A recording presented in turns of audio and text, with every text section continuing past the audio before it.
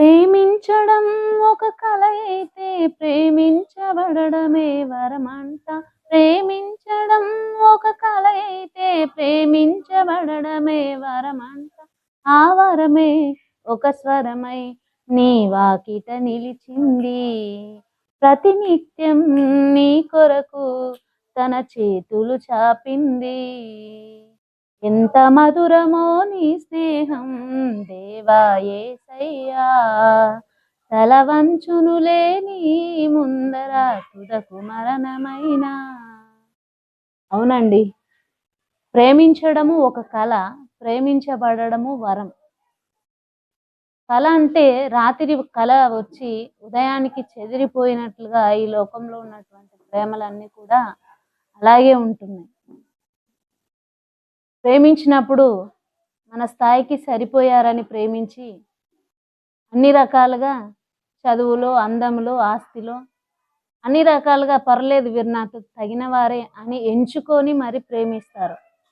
ప్రేమించిన తర్వాత లోపం కనబడితే ఇంకా కొన్ని రోజుల తర్వాత వారిలో ఏవైనా తప్పిదాలు తెలిసి వచ్చినప్పుడు ఆ ప్రేమ చెదిరిపోతుంది, ఒక కల వలె చెదిరిపోతుంది.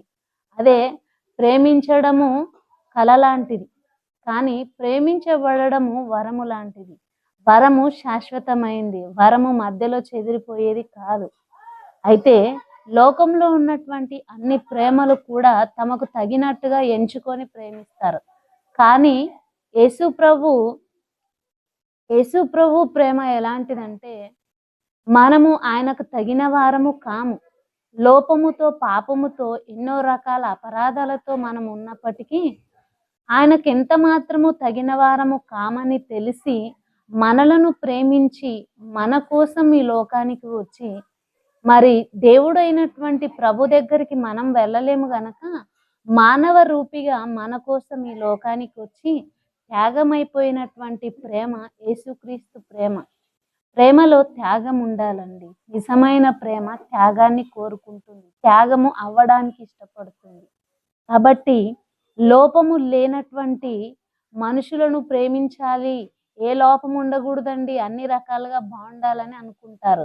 కానీ ఏదైనా లోపం కనబడితే ఆ ప్రేమ కలలాగా చెదిరిపోతుంది. కానీ యేసుక్రీస్తు ప్రేమ లోపం ఉంది, తప్పిదం ఉంది, పాపం ఉందని తెలిసి మరి ఏరి కోరి ప్రేమించి ఆ పాపము నుంచి మనల్ని విడిపించడానికి ఇష్టపడిందే నిజమైనటువంటి ప్రేమ.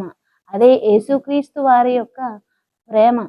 మనం ఆ ప్రేమ యొక్క విలువను, ఆ ప్రేమ యొక్క త్యాగాన్ని తెలుసుకుందాం. ప్రేమించడము కళ, ప్రేమించబడమే వరం. యేసుక్రీస్తు వారు నిత్యము మనల్ని ప్రేమించి ఆయన మాట వినకపోయినా మనల్ని తన చేతులు చాపి ప్రతినిత్యము పిలుస్తున్నటువంటి ప్రేమ.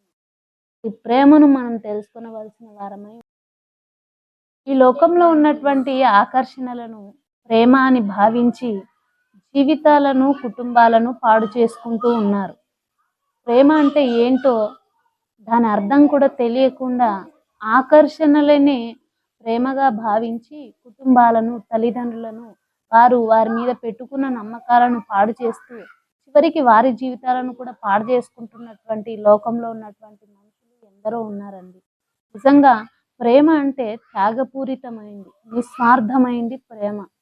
నిస్వార్థమైనటువంటి ప్రేమ. ఎవరండి ఈ లోకంలో ఏది ఆశించకుండా నిస్వార్థంగా ప్రేమించేవారు?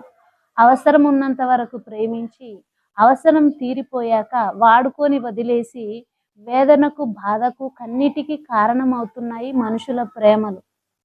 అంతేకాదు ఏడిపించడం, బాధ పెట్టడమే కాదండి, చివరికి ప్రాణంగా ప్రేమిస్తున్నాం అనుకుంటూనే మనుషుల ప్రాణాలతో ఆడుకుంటున్నారు. ప్రాణం సహితం తీయడానికి వెనకాడడం లేదు మనుషుల ప్రేమలు. ఈ లోకంలో మనం ఎంతో మందిని చూస్తున్నాం. చివరికి ప్రాణాలను తీస్తున్నటువంటి ప్రేమలు ఎన్నో చూస్తున్నాం. కానీ యేసయ్య ప్రేమ మనలను ప్రేమించి మనము మరణం కాకుండానట్లుగా మరణం నుంచి మనలను తప్పించింది. మనుషుల ప్రేమ మరణానికి అప్పగిస్తే యేసయ్య ప్రేమ మరణం అనే గోతి నుండి మనల్ని విడిపించింది. యెషయా గ్రంథం 38వ అధ్యాయం 17వ వచనంలో ఇలా ఉంది, మనుషుని ప్రేమ, మనుషుల ప్రేమ ప్రేమించిన వారిని మరణానికి అప్పగిస్తుంది. కానీ యేసయ్య ప్రేమ మనల్ని ఎలా చేస్తుందంటే నీ ప్రేమ చేత నా ప్రాణము నాశనం అనే గోతి నుండి విడిపించితివి.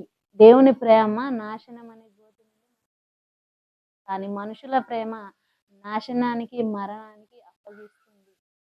ఆ ప్రేమ ఏంటో మనం తెలుసుకుందాం. ఆకర్షణలను, ప్రేమని, నమ్మక జీవితాలను పాడు చేసుకోవద్దని ప్రభు పేరిట నేను మనవి చేస్తున్నాను.